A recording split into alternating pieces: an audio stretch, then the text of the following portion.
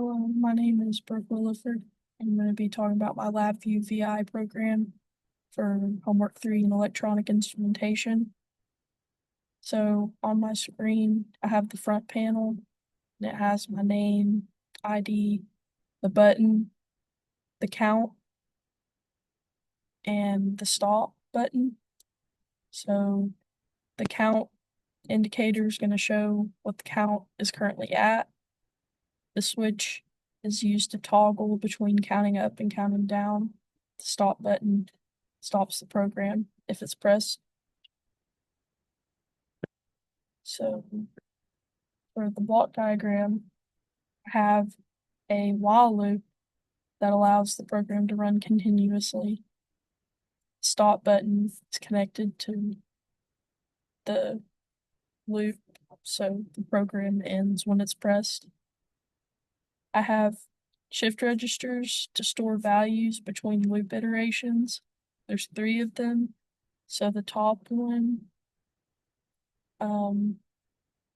is my idle shift register. So that pretty much makes it where it doesn't start counting as soon as the program is ran. It waits until the switch is pressed. The middle one is my count shift register, and it just stores the value. So that way it will count up or count down depending on the case. The last one is my mode shift register, and it controls the direction of counting. So if it's false, it'll count up. If it's true, it'll count down.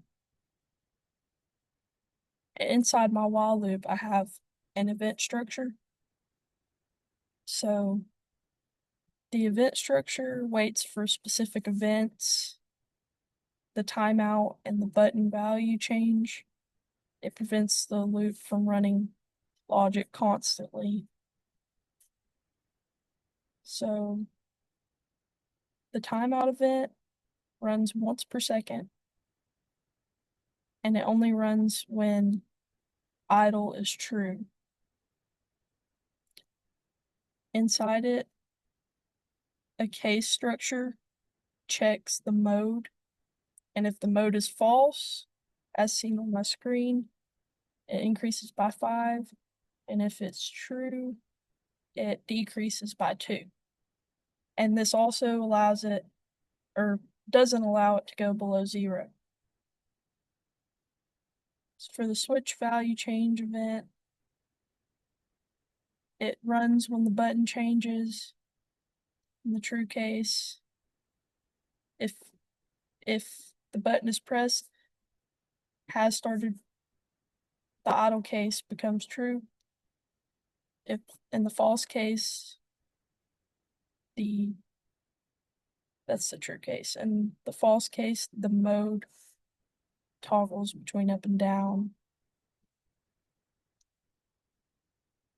So for timeout, the control, I have a select block, and in the true, I have 1,000 for 1 second, and then -1 is in the false because that'll prevent it from running. And the selector is connected to my shift register for my idle case.